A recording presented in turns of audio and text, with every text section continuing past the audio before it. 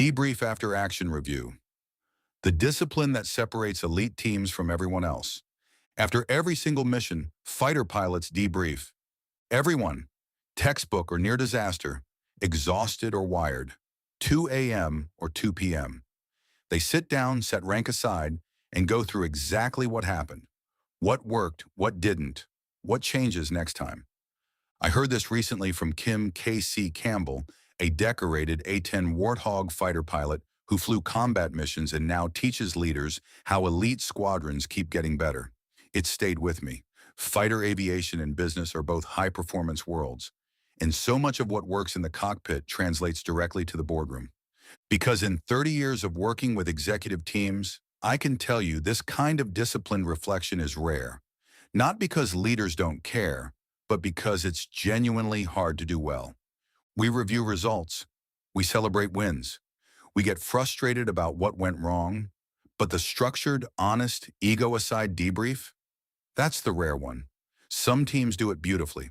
Some of us are still building the habit, and all of us can do it better, which makes it one of the biggest opportunities I know of. What a real debrief, after-action review looks like. In a fighter squadron, the debrief is almost sacred. Rank doesn't matter in that room. The most junior pilot can challenge the mission commander. The goal isn't blame.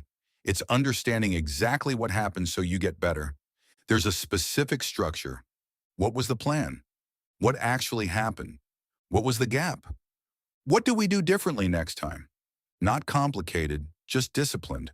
And that discipline, compounded over thousands of missions, is how elite units become elite. Why it's hard to make time. You're busy. The next thing is already on fire. Stopping to analyze the last mission can feel indulgent when there's a new one launching tomorrow. But that's exactly backward. Teams that don't debrief tend to repeat the same mistakes with the same energy and the same certainty. Running fast in circles. The teams that pause are the ones that compound. The other challenge is ego, and it's deeply human. An honest debrief asks someone to say, "I made a mistake," or "the plan wasn't good enough." When being wrong feels risky, you don't get a debrief. You get a polished narrative. The good news, the leader sets the tone, and that's entirely within our control. How we do it with clients. Before anyone looks forward, we look back. What did we commit to?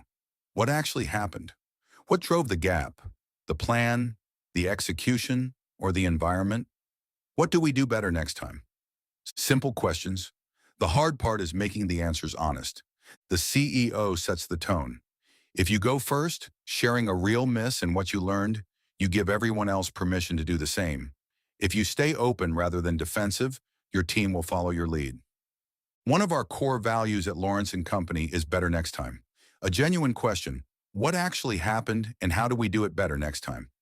From my perspective, this builds learning into the thinking of our culture. It's always learning and always iterating to get better, and it makes it more natural and easy for people to share where something wasn't ideal and help make it better. The red team. Casey mentioned something I immediately wrote down. The red team. In military planning, you designate a team whose entire job is to challenge the plan. Find the holes. Ask the hard questions. Poke at the assumptions. Institutionalize devil's advocacy.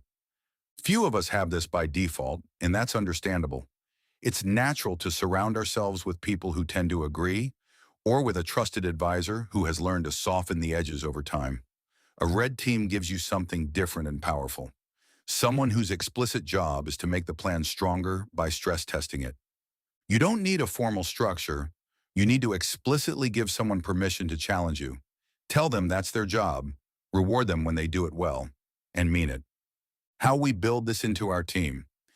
I've done this with my own COO, Curtis, for years. We disagree all the time.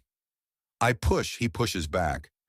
I've even had to check in specifically to make sure my pushback doesn't shut him down, because if he stops speaking up, I lose my best instrument. And honestly, this isn't just Curtis. It's strong across our whole team, and we want it that way. Our team is full of smart, experienced, driven people who genuinely love to learn. They're working with different clients in different environments on a regular basis, and they bring all of that perspective back to the table. At the root, our belief is simple. The more different perspectives we bring together in an efficient way, the better the final decision will be. I would far rather have people poke holes in something in advance while we can still do something about it and make it far more likely to succeed. Challenge isn't a threat to a good plan. It's how a good plan becomes a great one. How to start. You don't need an hour. KC said it herself. A quick 10 to 15 minutes walking out of a client meeting, or in the car back to the office, or a few minutes after a Zoom or team meeting is better than nothing. 3 questions are enough. What did we do well? What didn't work? What's one thing we do differently next time? Build it into your meeting rhythm. Make it structural so it doesn't depend on someone remembering to do it. The leaders I know who are consistently getting better in their companies, in their judgment, in their capability, almost all have some form of disciplined reflection built into how they work. That's not a coincidence. Challenge.